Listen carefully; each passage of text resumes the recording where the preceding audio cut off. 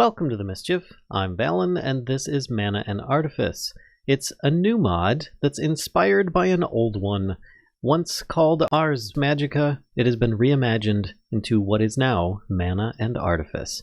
A fabulous new magical mod with all sorts of things. What kind of things? Well, let me show you the things that this could be used for. For starters, there's rituals, which can lead to spells and mana weaving. These spells can go from anything to digging, storage,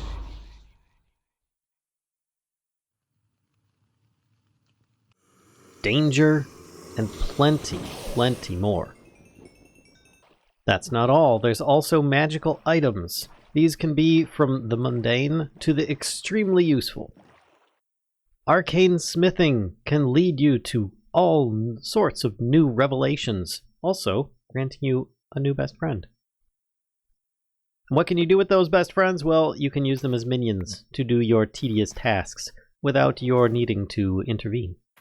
And this is just a small sample, my friends, of what there is in this mod. So let's start covering what there is to see.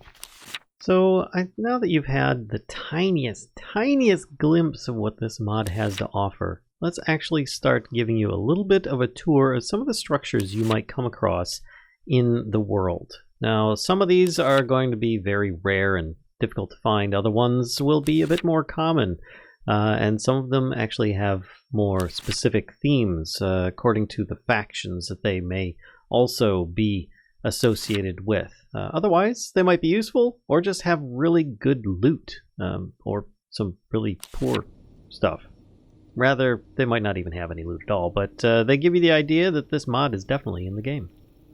So after that brief tour, we're back here at the Wistful Runesmith place. This is going to be my current base of operations, or at least what I'll be using outside. Now, as I said before, you might find some loot in there. This is actually a really good source of getting all sorts of really crazy things, but most importantly, the Codex Arcana. You could find one in one of these, and this is one of the most common structures that I've been able to come across. It's found mostly in plains, maybe on the edge of some forest or something like that.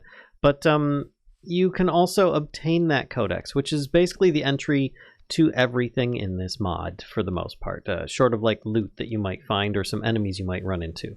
So how else can you obtain it if you're not able to find one of these? Because maybe you don't want to go a lot of exploring or anything like that, or you're having trouble finding these and you keep on for some reason just going everywhere but the direction these are in.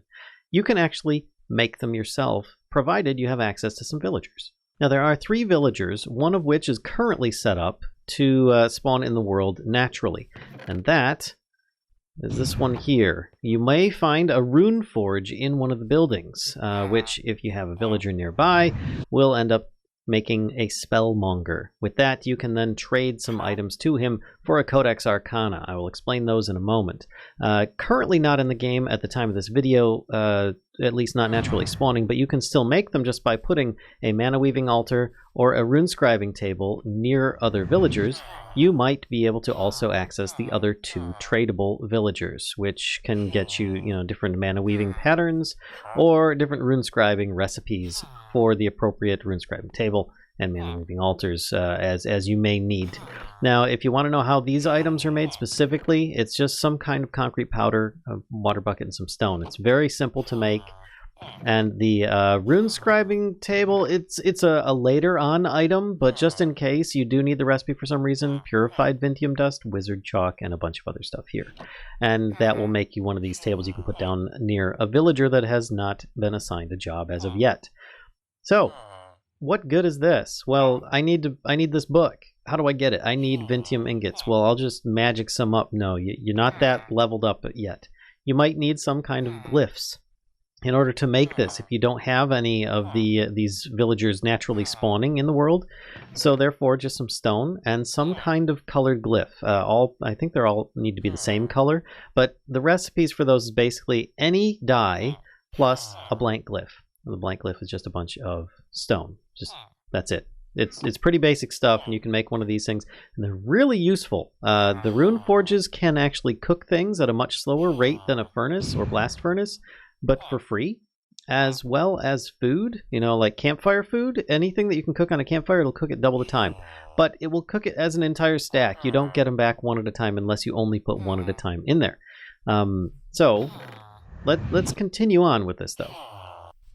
So, buried underground, somewhere down below, probably about the same frequency as iron, you will find something called Vintium ore. This is one of the naturally generating ores in the world. There's another one, but it's a little bit more complex to actually obtain.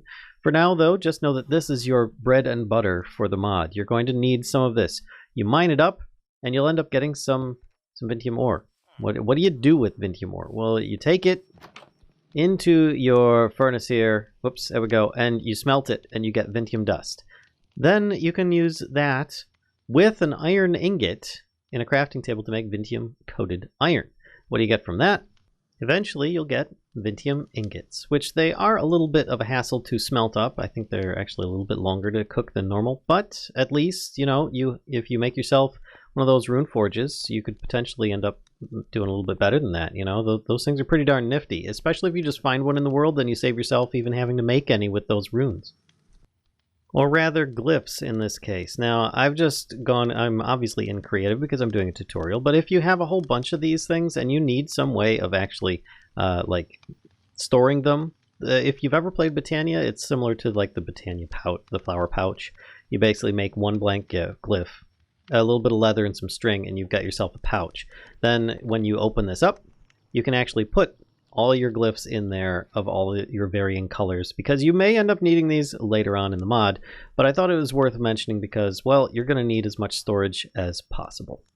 Now, a couple times I feel I should mention, I have talked about factions in the world. This is something for later on. You do not need to worry about it now, but just know that they are there, and it will be addressed as you level up throughout the mod.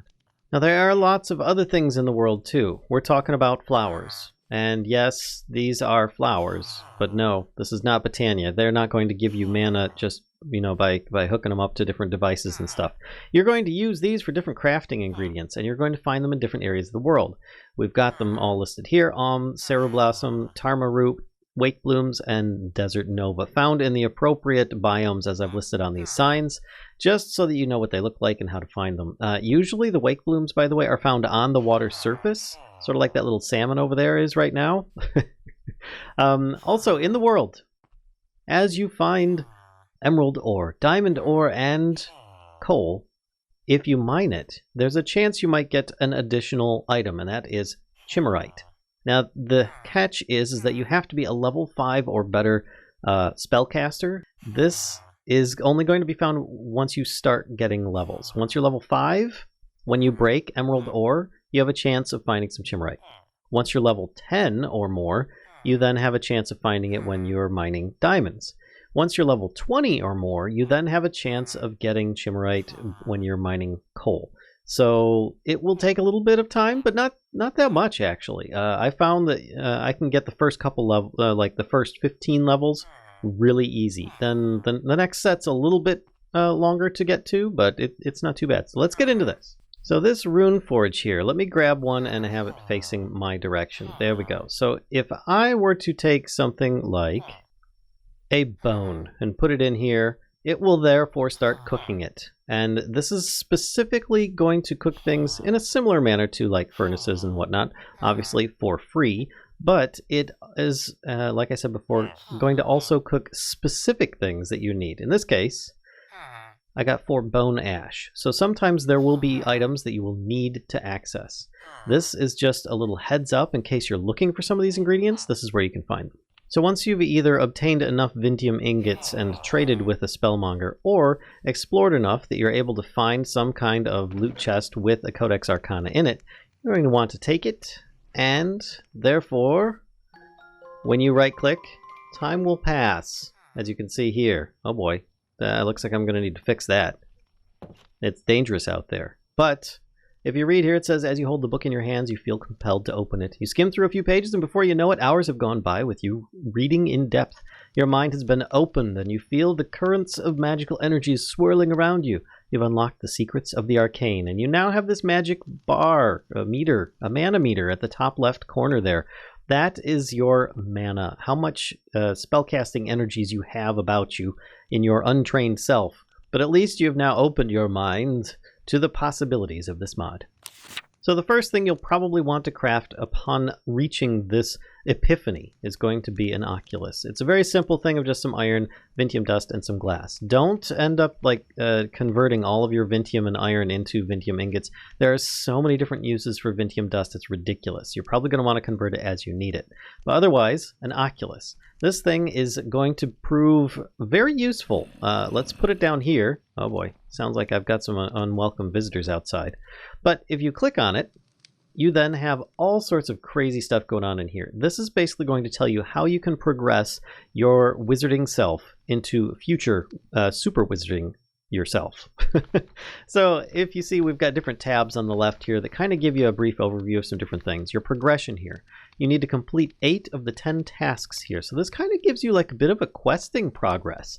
Things that you need to do in order to get to the next level. Cast a cantrip, cast a spell, complete a ritual, craft a mana weaver wand, and so on. And you can see here that you need to reach level magic 15 as one of them. Now you don't need to do all of them.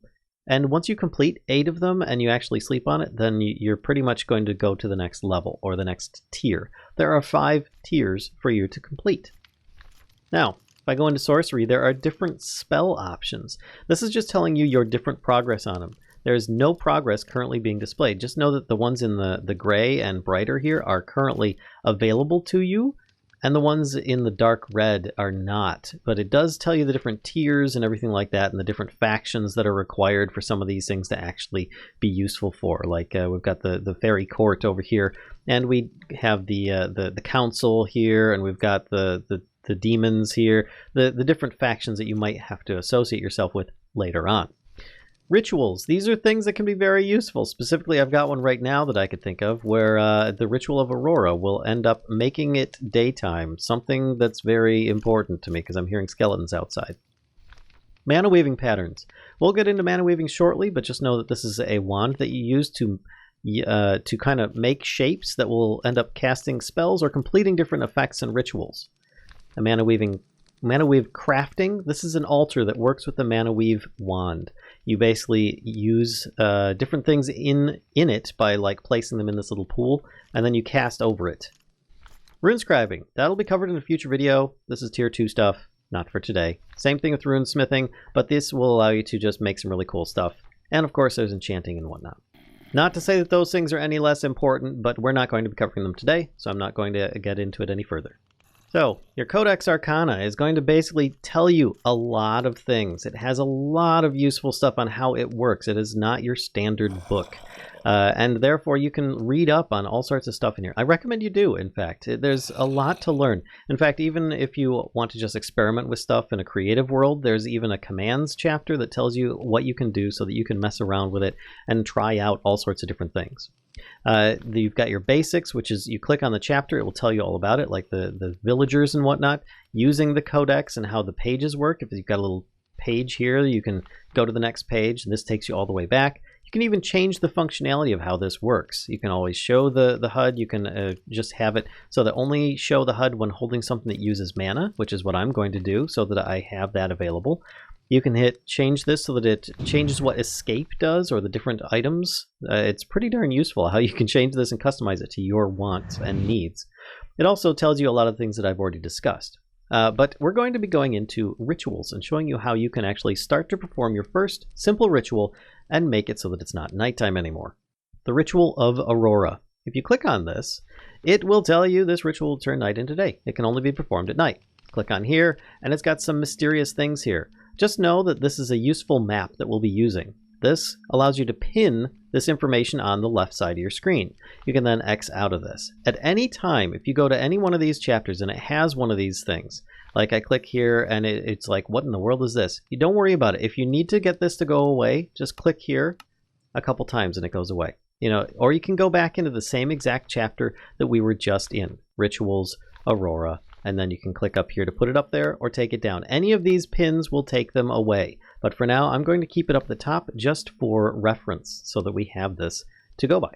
Now there's all sorts of initial setup here that talks about these different items: Wizard Chalk, Purified Vintium Dust, Mana Weaver's Wand, and a Mana Weave Projector. You actually only need the first three. The fourth one is a quality of life item that's more about convenience and the fact that you might not be able to draw a circle too well. Alright, so some of the first things that we're going to need to craft, as the book stated, is going to be Wizard Chalk. You get 150 uses, and each one of these will be able to place a rune on the ground when you basically click on it. You can then easily break it by hand or with any tool that you want. But you will need at least a little bit of stuff, and this is why I showed you the bone ash and how you can put that in your Runeforge. Put a bone in there and get a little bit of that, and then you can make yourself some Wizard Chalk. Very simple and straightforward. Next thing you're going to need is going to be a little bit of Vintium Dust, a couple sticks, and some more of those Vintium Ingots to make yourself a Mana Weaver's Wand. This, if you notice here, I now have my mana has shown up on here because this item potentially can use mana when being cast upon. Boy, it's getting a bit scary out there. All right, which I'm gonna probably have to go out there to do this, but we'll see. Maybe I can perform it inside. I don't think I have enough space in here. Well, maybe I do. I could try it. We'll see. But anyway, next things you're going to need. There's a little bit of Purified Vintium Dust. Now that is going to first, any of the flowers that you I introduce you to, plus some bone ash and some Vintium Dust, will make you Arcane Compound. 4 of them specifically. You can put them in here and you can therefore start cooking them up. Now why would I want to just make this and then cook it? Because you're going to need the purified version of this. But in order to get that, you need the ashes first.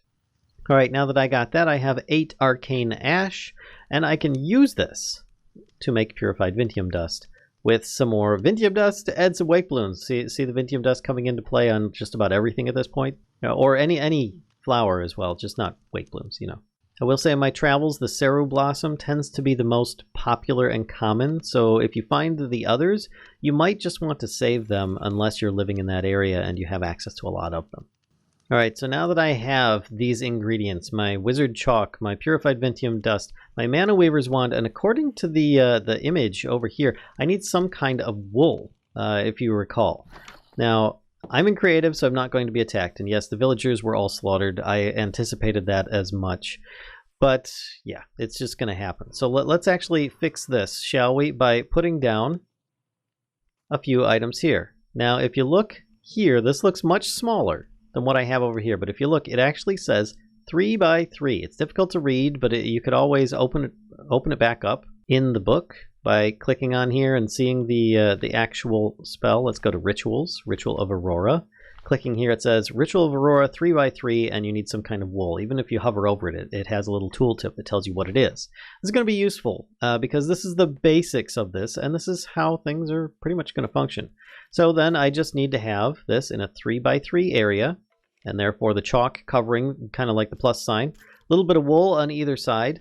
Now, in order to activate the ritual, you need to therefore take some Purified Vintium Dust. Now, if I don't have everything set here, and I try this, it will tell you, it doesn't matter if it's on these sides or these sides, but it gives you an idea. It just kind of guesses that you'll need 2 items of wool.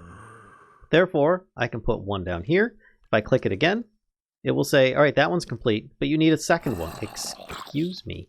But you'll need a second one over here. So you can keep on clicking this to verify until it's ready. Once you've got the second part in, and this is the same for just about any of the rituals, you then click, and it performs this wonderful task for you to view, if I can actually get some of the things out of the way here. And it will end up doing its thing. Oh, and there we go. It is now daytime. Actually noon, to be specific. It will therefore take care of that for you. Let's actually get this off of here. We don't need that pin in place anymore. And that is completing your first ritual. Look at that. Complete a ritual. Craft a Mana Weaver Wand. I haven't done many of the other items yet, but I think that we can get to those. Now the cool thing is that in that case, that ritual, it is a different ritual from the one that you're probably going to use the most common. But that one there, I actually got the ingredients back. The wool is reusable. The only thing that got used up, but it doesn't show because I'm in creative, is a little bit of durability of the Wizarding Chalk. So you can easily transform it into daytime without having to sleep. if you so desire, just with this and a little bit of those. And you can even take that kind of ritual on the go, which I will cover a little bit later on. But let's actually get into making some cool spells, because right now I've got this Mana Weaver's Wand and I have no idea how to use it. Well, at this point, it's not really going to be that useful. I mean, if you right-click, it makes some weird jingly-jangly noise and says patterns aren't recognized. Don't worry, you need more preparation before you can actually get it to do more for you. So I hope you guys have enjoyed this bit by bit on Mana and Artifice. How you too can become a magician. Well, even better than that. You can customize and create your own spells to your heart's content. I hope you guys enjoyed. Yeah. So be sure to give a like, comment, subscribe, and don't be afraid to stop by on Twitch most nights and help spread the mischief. Till next time, folks. I'll see ya. Bye.